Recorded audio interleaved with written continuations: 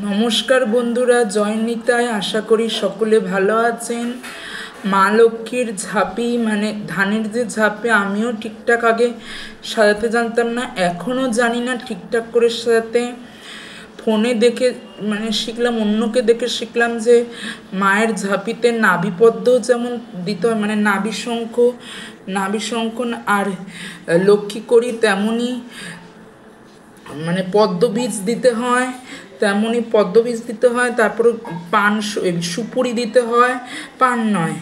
হ্যাঁ, লক্ষ্মী করি, এটা এমনি করি, লক্ষ্মী করি। এবং নাভি শঙ্খ বলে দোকানে। পেঁচা, মায়ের বাহন, সিঁদুর, মায়ের প্রিয় শঙ্খ, ধান, 3টে লক্ষ্মী করি, আরও ছোট লক্ষ্মী করি আছে। নমস্কার বন্ধুরা, জয় নিতাই, জয় গৌর, জয় জয় শ্রী রাধা শ্যাম। আজকে শ্রী লক্ষ্মীনারায়ণের বৃহস্পতিবার, আজকে মা লক্ষ্মীর পুজো, মা লক্ষ্মীর ব্রত। আমরা চেষ্টা করি সারা বছরে 12 মাসই যেন মা লক্ষ্মীকে পুজো করতে পারি, তার চেষ্টা আমরা করি 12 মাস বৃহস্পতিবারে করে। মা লক্ষ্মী তো শুধুমাত্র ধন সম্পত্তির দেবী নন, উনি যে ঘরে থাকেন সে ঘরে স্ত্রী থাকেন।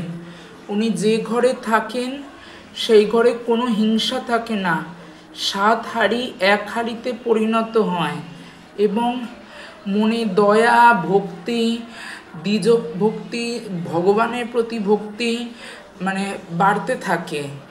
কিন্তু আমরা যদি ভেবে বসে থাকি যে মা লক্ষ্মী শুধু পার্থিব জগতের দেবী, সেটা ভাবা মহা ভুল।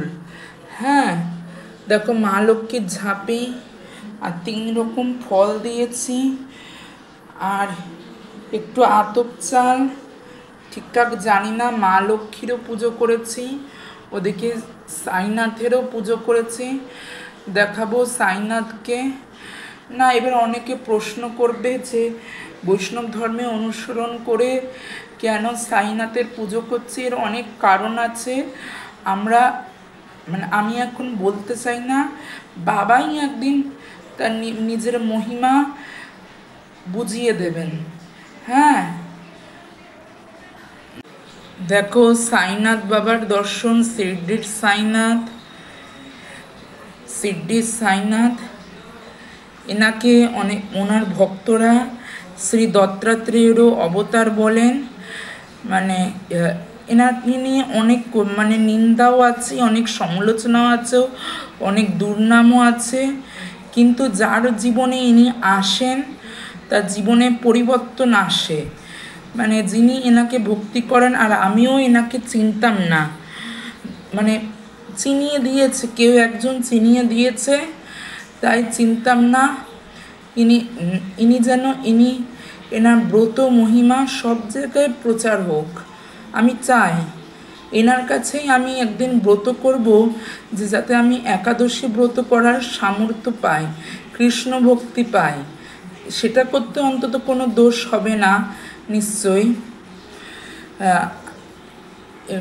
কোনো উদযাপনের দিন ভাবছি খিচুড়ি করব। এখন দেখো সাইনাথকে ওই হলুদের গোলা আর হলুদ মালা পরানো, দেখো দর্শন করো শিরডির সাইনাথ।